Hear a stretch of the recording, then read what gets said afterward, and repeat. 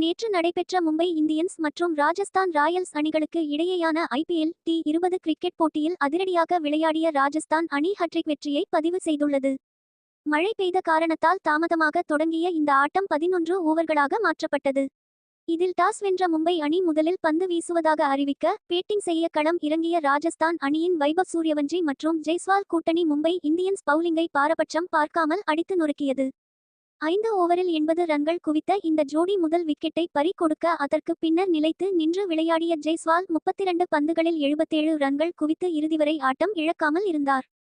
இதனால் 11 ஓவர்களில் ராஜஸ்தான் அணி 3 விக்கெட் இழப்புக்கு 150 ரன்கள் குவித்தது.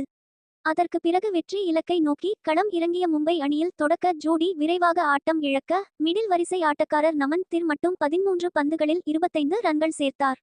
இறுதியில் மும்பை அணி 11 ஓவர்கள் முடிவில் 9 விக்கெட் இழப்புக்கு 123 ரன்கள் மட்டும் எடுத்து 27 ரன்கள் வித்தியாசத்தில் தோல்வி அடைந்தது.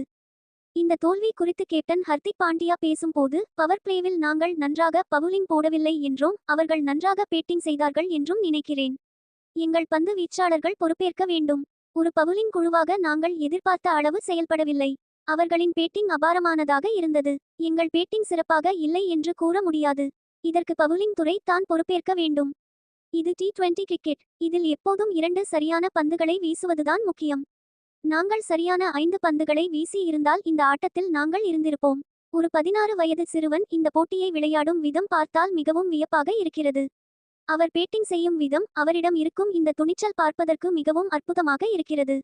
இந்த போட்டிக்கு நாங்கள் தயாராகும் காலகட்டத்தில் அவரை பற்றி விவாதித்தோம் என்பதையும் நினைவு கூற வேண்டும். எதிர்காலத்தில் அவர் சிறந்து விளங்க எனது மனமார்ந்த வாழ்த்துக்கள் என்று பேசி இருக்கிறார்.